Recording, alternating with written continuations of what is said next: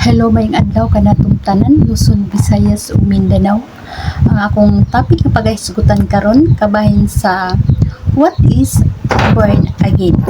Ang pagka-born again mga kaigsunan, dili ni siya relihiyon, kundi ang pagkausab sa atong pagkatao o sa atong kasing-kasing pinaagi sa balaan nga espiritu.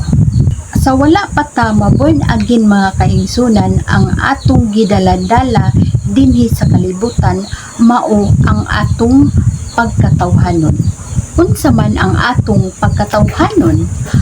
Una, ang pagkamasinahon, madumtanon, hilabtanon, chismosa, enggitira, daling masuko, ug uban pa.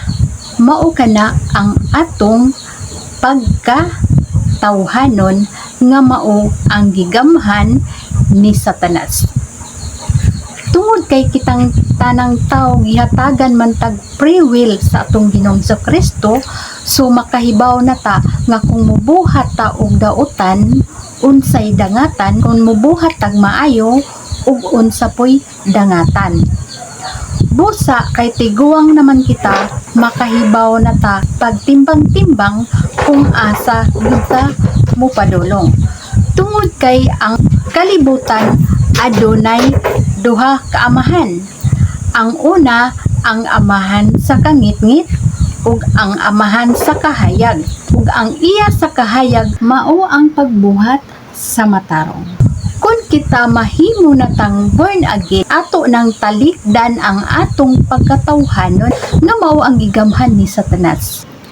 Ang unang ma-experience nato mga kaigsunan kung kita mahimo ng born again, mao ni makasinati kita og bugal-bugal, kataw-an, ichismis nga nabuang, mahitabo nga adunay mag-abandona kanato.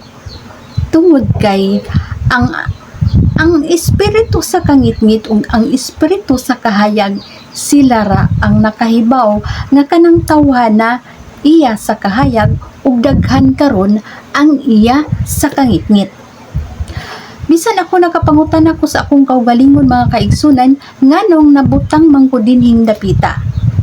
Tungod kay sa wala pa tamataw sa kalibutan mga kaigsunan, gibutangan na daan ang atong pad nga kita kun mudako kita usa sa pinili sa Dios nga ikaw dapat mabutang dihang dapita, kay ang Ginoo mismo nakahibaw nga dihang dapita puno na sa kangit-ngit.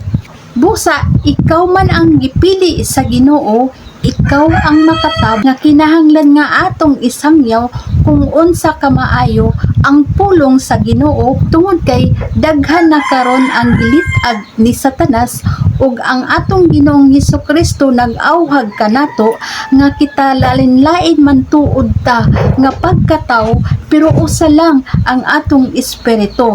Busa atong tabangan ang atong mga kaigsunan nga naa sa kangit-ngit nga makabig sila pagbalik ngadto sa atong Ginoong Hesukristo.